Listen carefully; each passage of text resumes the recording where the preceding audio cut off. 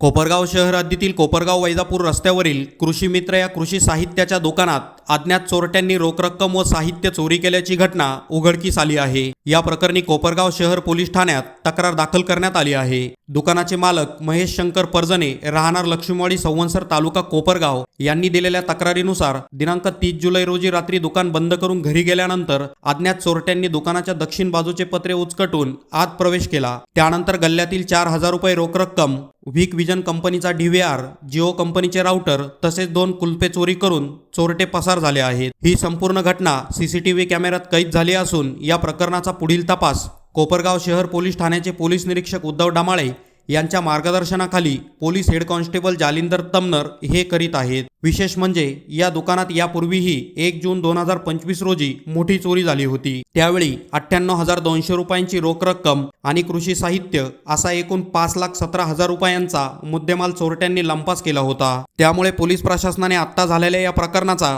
तपास करून योग्य ती कारवाई करावी अशी मागणी केली जात आहे। बातमी तुमची प्राधान्य आमचं। प्राधान्य न्यूज साठी प्रमोद पवार, कोपरगाव।